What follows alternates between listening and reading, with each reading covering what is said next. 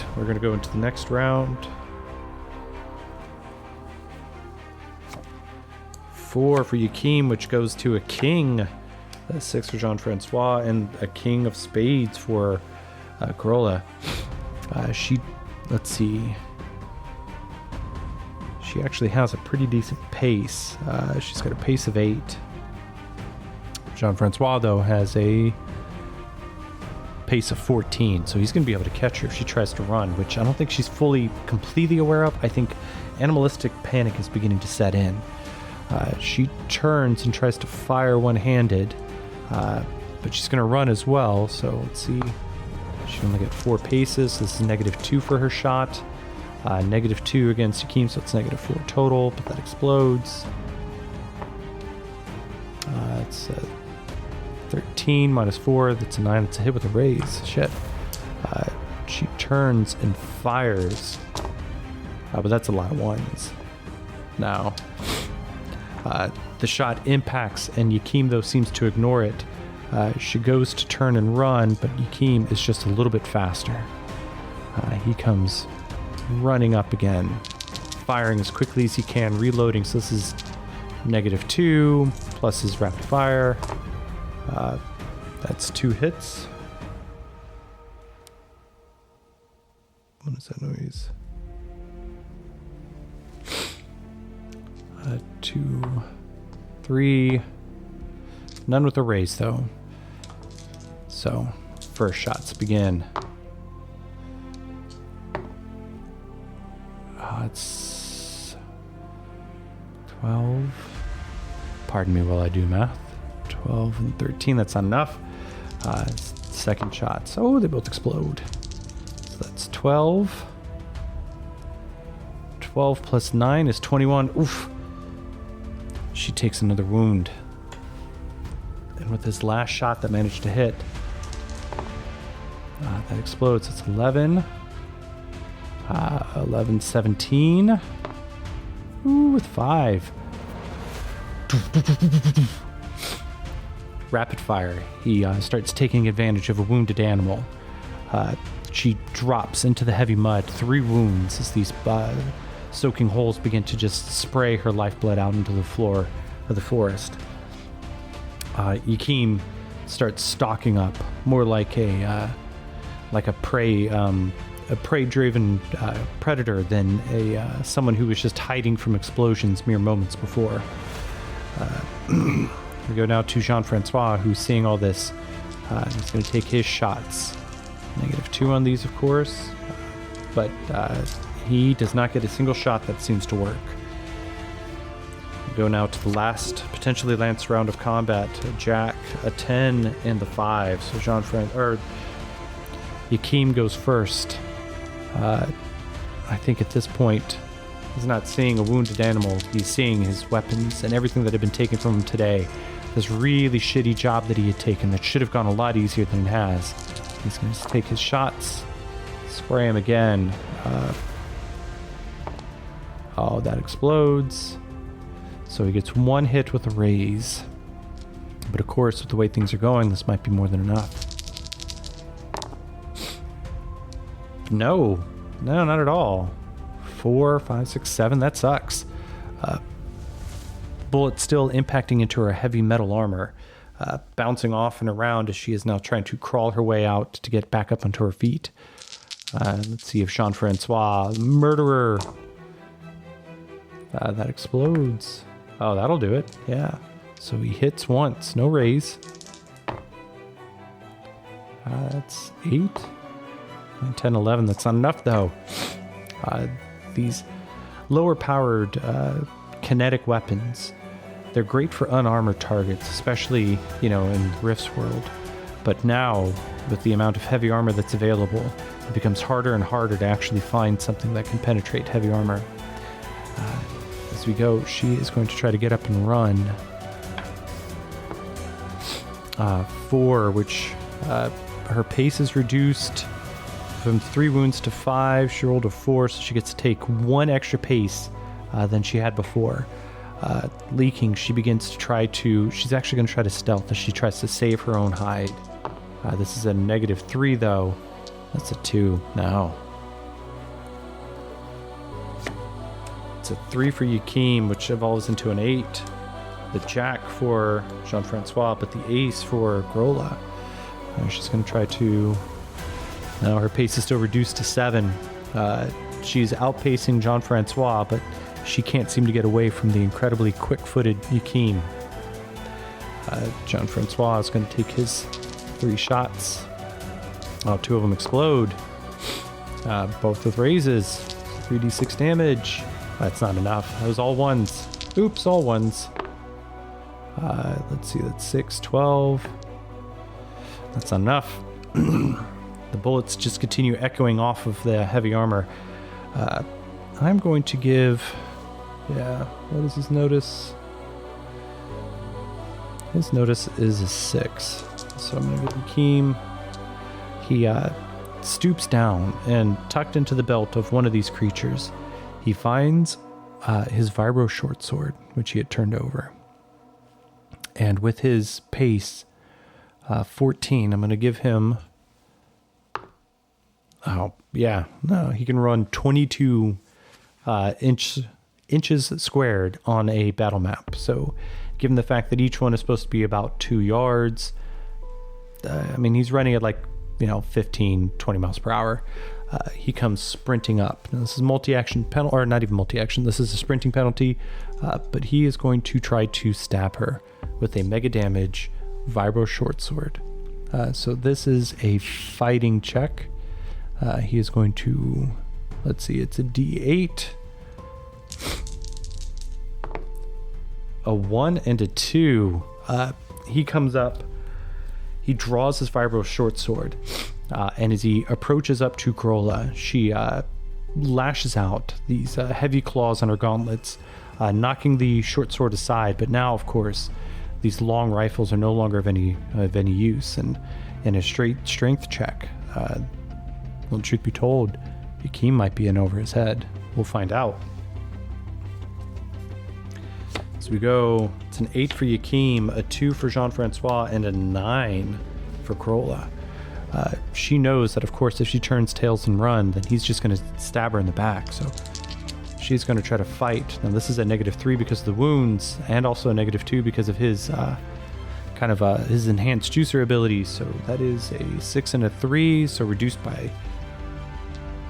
Yeah, so that's a 2. That does not beat his parry. Yakim, with his D8 fighting, returns the swing. That is an 8, and her parry is a 7, so that is a hit. The vibro short sword is strength plus a D8 of damage. His strength is a D10, so it's a D10 and D8 worth of damage. That explodes. Nice. So that's a 9 plus 8 is 17. 18, 19. Oh, just short. He tries to drive it upwards, so he's going for a killing blow into the centered breastplate. And with both hands, she kind of knocks it down. The weapon itself not seeming to gain enough purchase to really get her to put her guard down, but she is still leaking vital fluid. So we come back around to the 2, Jean-Francois. He is going to, you know what he's going to do? He's going to run, see if he can catch up. 5. He gets a little closer. But not multi-action penalty, but at least the running die penalty. He is going to try to taunt her. He has a D10. Now, the thing is, of course, she has wounds, which means that her response, her effective saving throw is going to be a -3. He rolls a 4. Her spirit is a D6. Shoots her wild die, -3. That explodes. Yeah, that's enough. Maybe it's a translation issue. Maybe it's just the fact that she's now fighting for her life. But as Jean-Francois comes running over, he goes, "Just take her ears off, yes?" But she twitches her ears in frustration as she is now wrestling back and forth with this high-powered juicer wielding an incredibly powerful sword. This is 2, another 2 to the queen. Jean-Francois gets a king, and Grola gets the 7. I'm not willing to truly let this go. He's not going to run. He's going to take his full pace, though, and he is going to try to taunt her again. It's a d10, so he rolls a 6. -3 on her return. Oh, no. So he gets to choose. Let's see. That was a 6 versus a 2. So that's with a raise. So she is both... I haven't been rolling her shaken die. We'll just assume that she made it. But so now I'm going to say she is vulnerable and distracted. Or vulnerable and shaken. Jean-Francois just goes, "Don't forget, she still has your gun. Make sure that you take off her arms so she cannot run away with it, yes?" And for a moment, actually, you see there's a little bit of fear and hesitation. She realizes, of course, that this weapon that she's in love with, is going to be taken from her as she dies. And so now she has both the shaken and the vulnerable state on her. So what that means, vulnerable, is Yakeem gets a +2 to his attack roll against her. So he's going to take his d8 for his fighting die, and this gains a +2. Which is good because he only rolled a 4 on his wild die, so that is now a 6. But that's not enough to beat her parry of a 7. She keeps batting the sword aside. Not entirely sure what's happening here, but she is also, given the fact that she is shaken, she now has to make her spirit check to see if she can even get a turn. 3 -3, no, she's remained shaken. We come back to the top of the order. It's a 9 to Yakeem, a 7 to Jean-Francois, and a queen to the queen. Let's see if she becomes unshaken again. 4 -3, no, she's still shaken. She's stuck in the death spiral. The more wounds you take, the harder it becomes to unshake. And of course, with no bennies, she can't just pay to get rid of it. So she does not get a turn this round. Yakeem comes up, trying again to just lop her arm off. That explodes. Oh, 12. It's with a raise.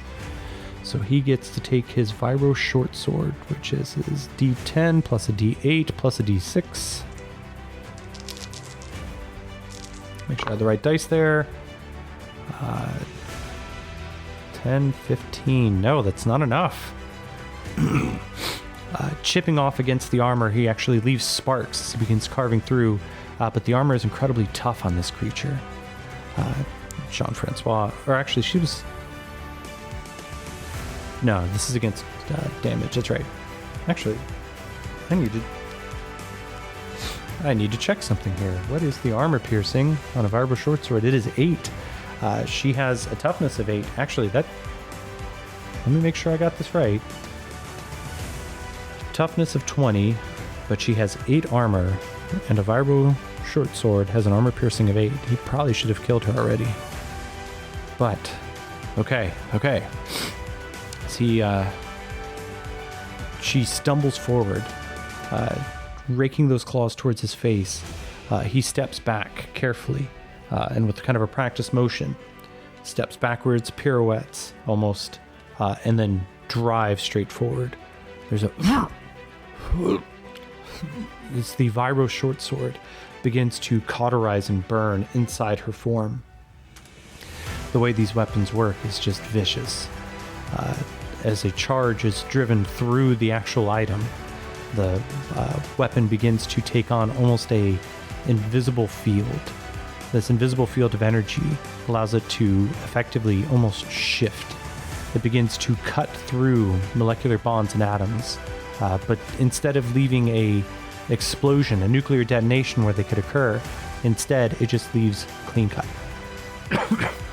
So, Jean-Francois comes running around the corner just in time to see a blade driven into the belly of this creature. Yakeem steps back with a practice motion, 2 fingers up, as the creature just drops. And Grola, oh, no, falls forward.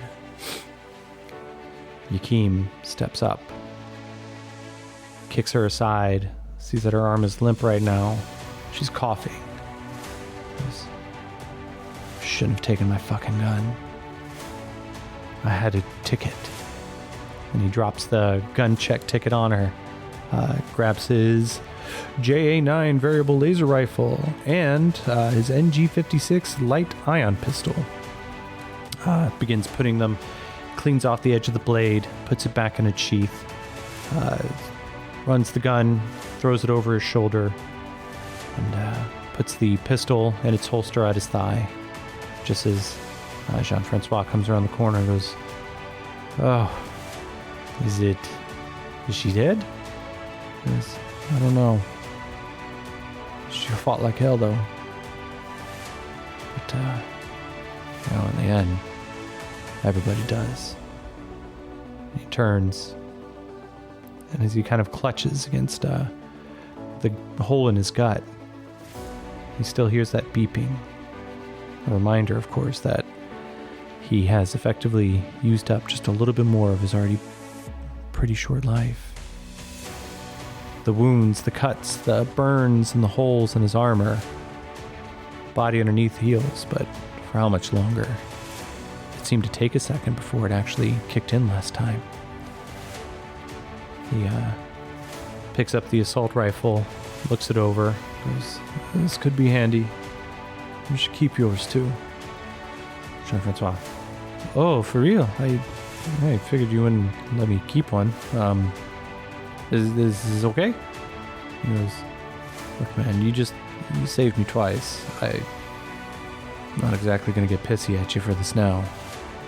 He goes, "Oh, okay. I'm not gonna complain." So, all right, let's clean up some threads here, huh? So, first things first. Let's see. Get the weapons. Check. Escape the trap. Check.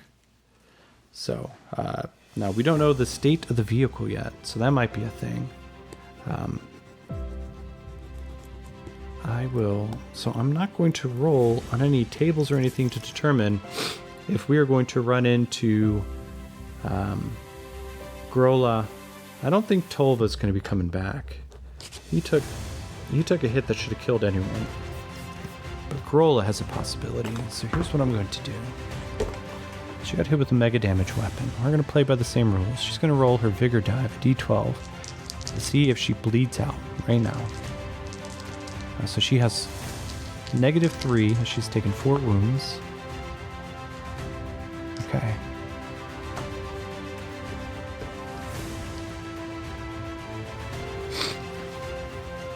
So, let us go through the rest of the end of the scene here.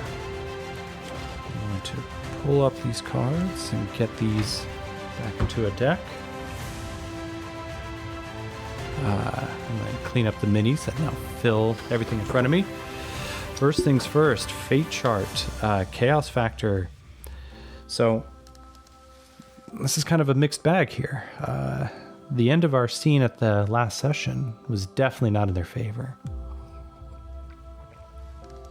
And if it wasn't for some truly lucky rolls from Jean-Francois, then I don't think that fight would have gone nearly in their direction. That grenade, that was pretty critical. But the fact that we've lost, that Yakeem lost one of his strain, I'm actually going to put the Chaos Factor up. So it's going to go up to a 6. Okay. Now, we also cleaned up some of the...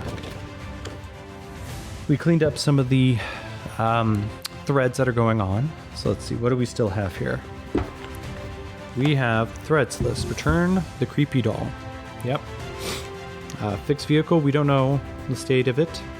Now, one of the ones that I think is fair to say now is going to be return Jean-Francois to town.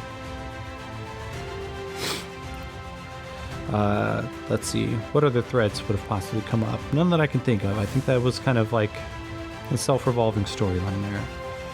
So for our character list, Phelan didn't factor anywhere into this. Jean-Francois did. And let's see here. Grola and Tolva, they're not really issues anymore. The bandits, without their leader, we don't know what's going to happen with them. But we're going to leave them on the list. And as a matter of fact, we'll put them in again.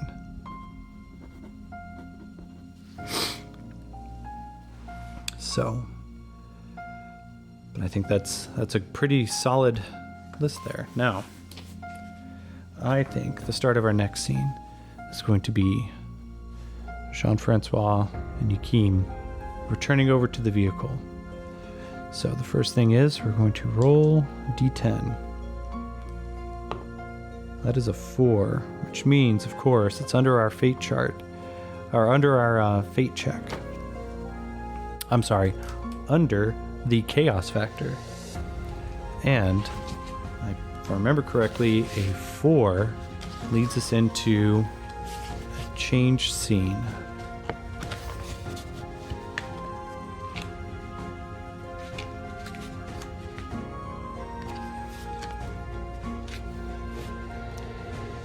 Let's see. All right, so we're going to pick back up on a new scene. The scene adjustment. Let's see. A chaos factor of 6. We rolled a 4, so it is an even, which means we are at an interrupt scene. Let's roll a d10 to determine. It is a 1. Remove a character. Okay. So let's go to our character list. We're going to roll. Let's roll a d4 to determine which of the two 4. So it's on the second half. And now it is a d10. Come on.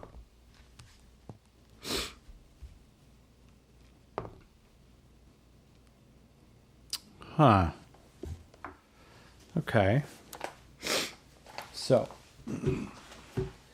we come in on an interrupt scene. There's a moment as they come to the car. And Yakim goes to, get into the car, opening the door, and he realizes, as he kind of steps around, Jean-Francois, what are you doing? And he looks back, and our Quebecian is standing there, the assault rifle in his hand. And he goes,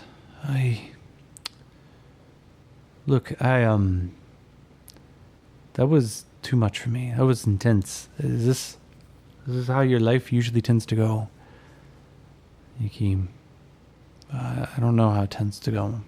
Sometimes it's this.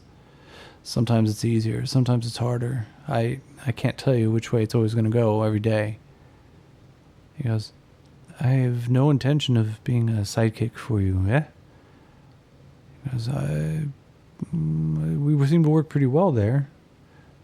I don't get this, man. And Jean-Francois goes, look, I left a motorcycle right over there. I turned out to not be too terribly bad at it, and if it's okay with you, you offered to take me back, but I have a way to get back on my own. I promise I will not steal any more jobs from you. And Yakim kind of narrows his eyes again. He goes, what the fuck are you saying, man? You gonna get in the car? You gonna take the motorcycle? You gonna follow me back?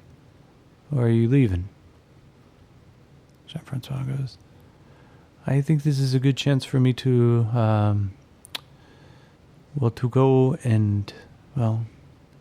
go. All right, man. Yeah, whatever. Be safe, right?